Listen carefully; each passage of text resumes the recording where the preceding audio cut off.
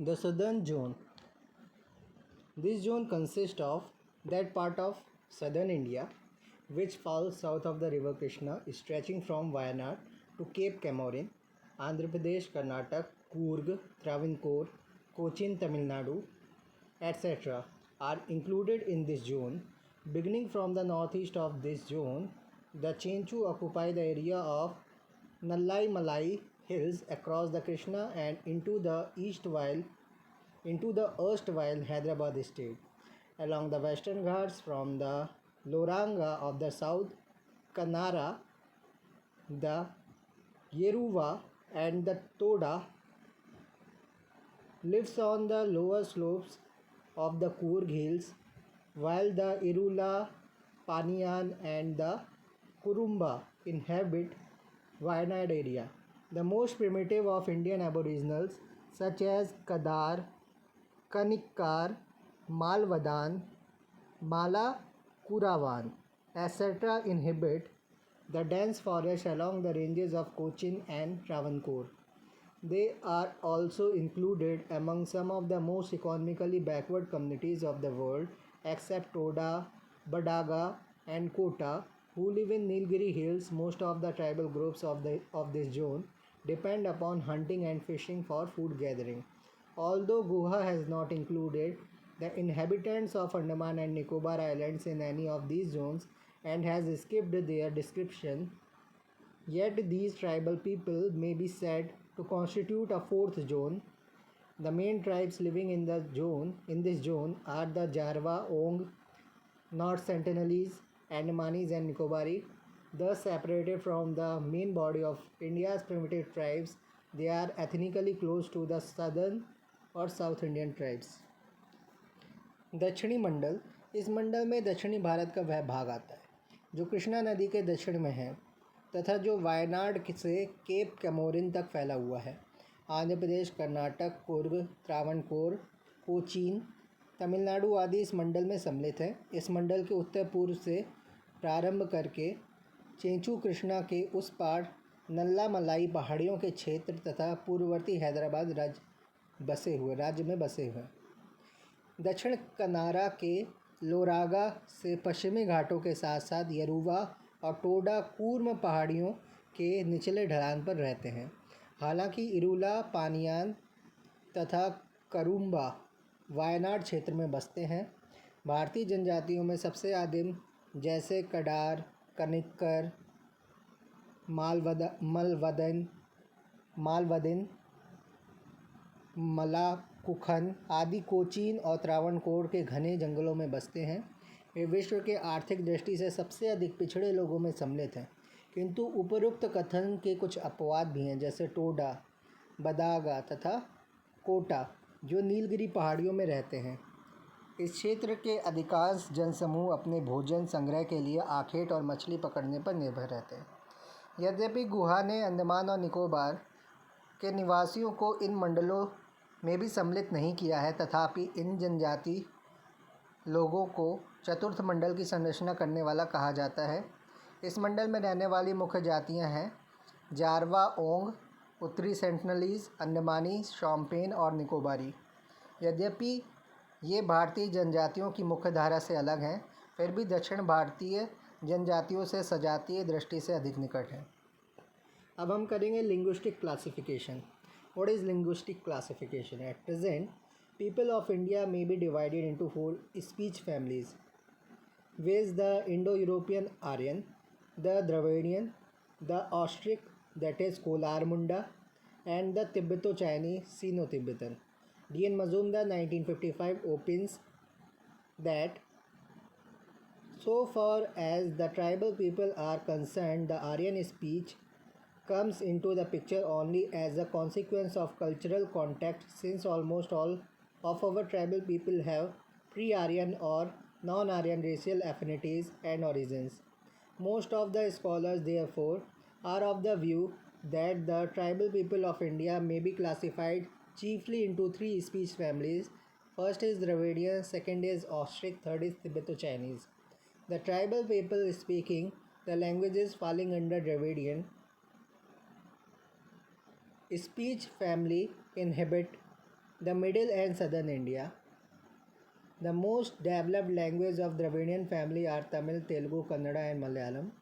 Gonds occupy the chief place among the tribal speeches derived from Dravidian family, and it is spoken widely by the Gond tribe or Gond tribal who are scattered from Madhya Pradesh to Andhra Pradesh. It has no literature, but considering the numerical strength of its speakers, it has been assigned a very important place in the realm of the tribal languages. Another important languages of this group is Koi, Koi, Koi, which is spoken by the Kandh, Kandh, Kandh of Odisha, Orion of Chota Nagpur, and Malto of Rajmahal Hills. The speeches of Toda, Palia, and Chinchu, Irula, and Kadar are also included in the Dravidian family. The Austric family of speeches is also known as Munda speech family. Max Muller was the first scholar who distinguished it from Dravidian speech, and it is he who assigned the term Munda speech family to this group. Speeches of this family are spoken mainly by the tribal of Chota Nagpur area, but these are also in Vogue, V-O-G-U-E, Vogue, to a lesser extent in some parts of Madhya Pradesh, Odisha, West Bengal, Madras, and Tarai region of Himalayas stretching from Bihar to Shimla hills. The Santhali speech of Bengal, Bihar and Odisha, Mundari, Ho, Kharia, Bhumij, and some other speeches of Bihar are also included in this family. Tibeto-Chinese speeches are spoken mostly by the tribals of the Mongol racial stock. This family is divided into two branches. First is Tibeto-Burman, second is Siamese Chinese.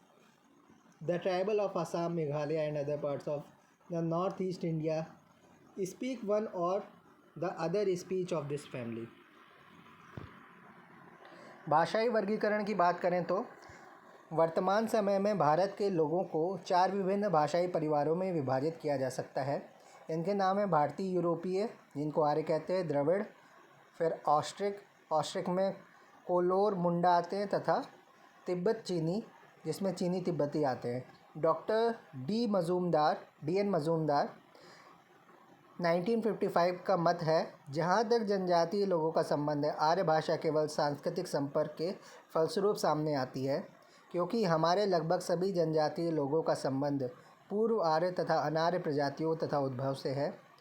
अतः अधिकांश विद्वान इस दृष्टि से सोचते हैं कि भारत के जनजातीय लोग मुख्यतः 3 भाषाई परिवारों में वर्गीकृत किए जा सकते हैं। पहला द्रविड़, दूसरा ऑस्ट्रिक, तीसरा तिब्बती चीनी। द्रविड़ भाषा परिवार के अंतर्गत आने वाली भाषाओं को बोलने वाले जनजातीय लोग मध्य तथा दक्षिण भारत से बसते हैं, मध्य और दक्षिण भारत में बसते हैं।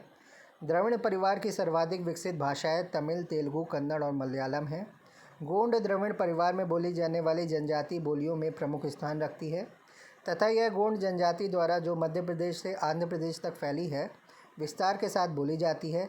इसका कोई साहित्य नहीं है, किंतु इसके बोलने वालों की संख्या शक्ति को ध्यान में रखते हुए इस जनजातीय भाषाओं के क्षेत्र में एक महत्वपूर्ण स्थान प्रदान किया गया है। इस समूह की एक अन्य महत्वपूर्ण भाषा कोई है, जो उड़ीसा के कोंध, छोटा नागपुर के उरांव तथा राजमहल पहाड़ियों की माल्टो द्वारा बोली जाती है। टोडा, पलिया, चेंचू, इरोला तथा कदार भी द्रविड़ भाषा परिवार या द्रविड़ परिवार में सम्मिलित किए जाते हैं। ऑस्ट्रिक परिवार की बोलियां मुंडा भाषा परिवार के रूप में जानी जाती हैं। मैक्स मूलर प्रथम विद्वान थे जिन्होंने इसे द्रविड़ भाषा परिवार से अलग किया तथा उन्होंने ही इस समूह को मुंडा बोली परिवार का नाम प्रदान किया। इस परिवार की बोलियां मुख्यतः छोटा नागपुर क्षेत्र के जनजातियों द्वारा बोली जाती है, किंतु उनका प्रचलन कुछ कम सीमा तक मध्य प्रदेश और छत्तीसगढ़, उड़ीसा, पश्चिम बंगाल, तमिलनाडु तथा बिहार व झारखंड से शिमला की पहाड़ियों तक फैलकर हिमालय के तराई क्षेत्रों में भी है। बंगाल, बिहार, झारखंड और उड़ीसा की संथाली बोली तथा बिहार व झारखंड क्षेत्र की मुंडारी, हो, खड़िया, भूमिज तथा कुछ अन्य बोलियां भी इस परिवार में सम्मिलित हैं। तिब्बती चीनी बोलियां मंगोल प्रजाति समूह की अधिकांश जनजातियों द्वारा बोली जाती है। यह परिवार की 2 शाखाओं में विभाजित किया जाता है। हिमाचल, उत्तराखंड, तिब्बत बर्मी, सियामी चीनी।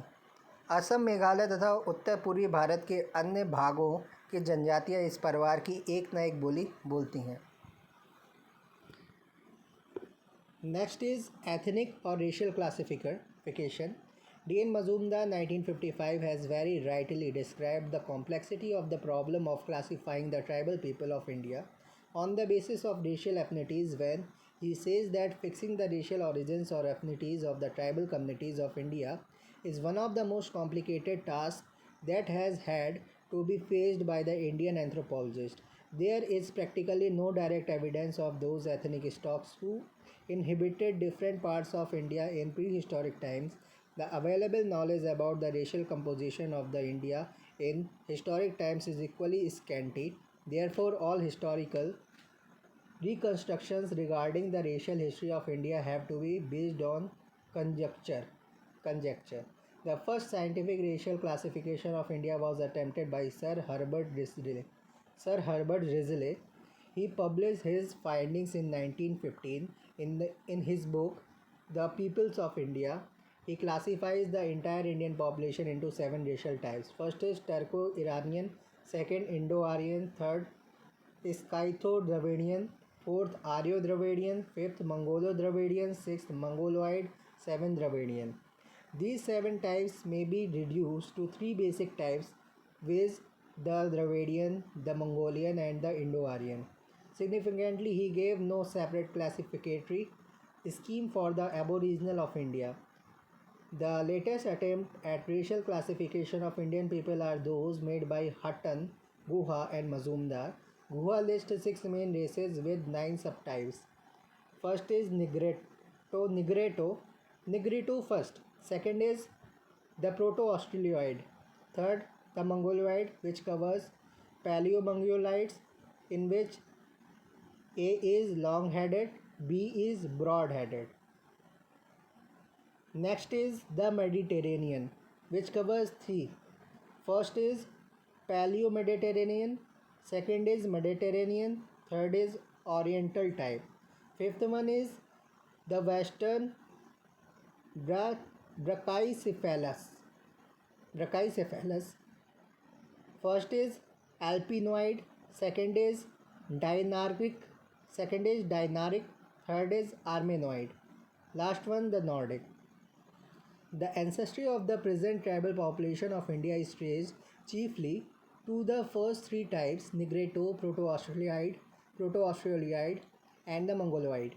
The tribal of the hills of Cochin and Travancore, such as Kadar, Irula, Palian, etc., Angami Naga of Assam, and the tribal of the Rajmahal hills of eastern Bihar are included in Negrito racial types, which exhibit short stature, black skin color, black woolly hair, thin lips, and broad nose. The Proto-Australoid racial type exhibits short to medium stature, long and high head, broad and small face, and small flattened nose. Most of the Middle or Central Indian tribals come within the racial type, but some Southern or South Indian tribes like Chenchu, Bhil, etc. also exhibit the racial characteristics of this type. As far as the Mongoloid racial stock is concerned, most of the tribes of northeast India are included in this racial type and exhibit yellowish skin color, straight and dark hair, flat nose, prominent cheek bones, and almond-shaped eyes with epicanthic fold. The Naga, Chakma, Lepcha, etc. are some of the important tribes of this racial group.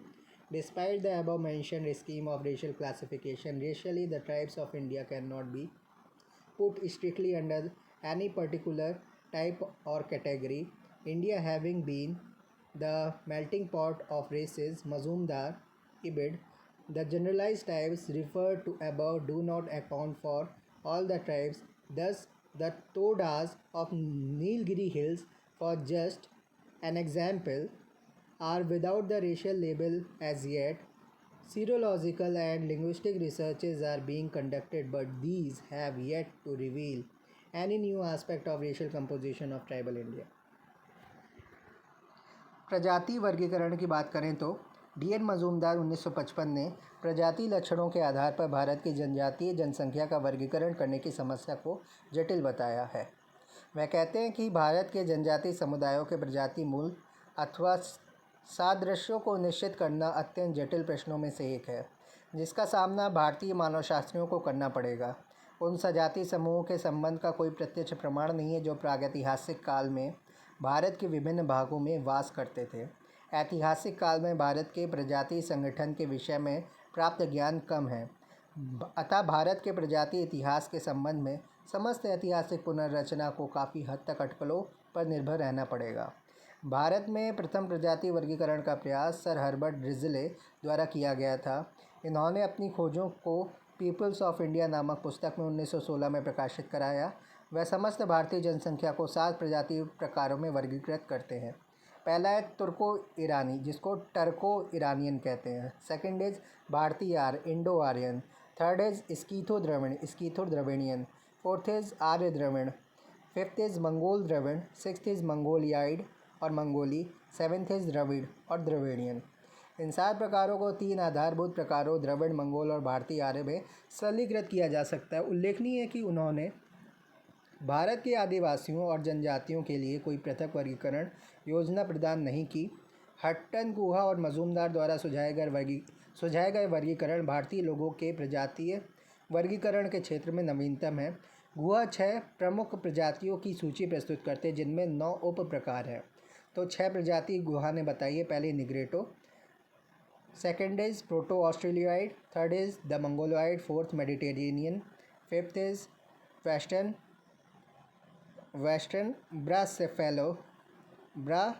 ब्राकीफेलस, sixth is the Nordic.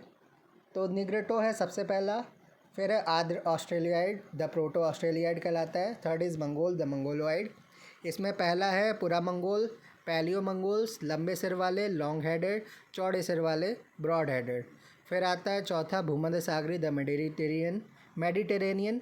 इसमें पहला है पुरा भूमध्य सागरी, palaeo Mediterranean, मध्य सागरीय Mediterranean, प्राच्य प्रकार oriental type. फिर आता है पाश्चात्य चौड़े सिर वाले, द वेस्टर्न ब्राकीफेलस। इसमें आता है एल्पिनाइड, फिर आता है डिनारिक और डायनारिक, और फिर आता है आर्मिनोइड। लास्ट है सिक्स्थ इज़ नॉर्डिक।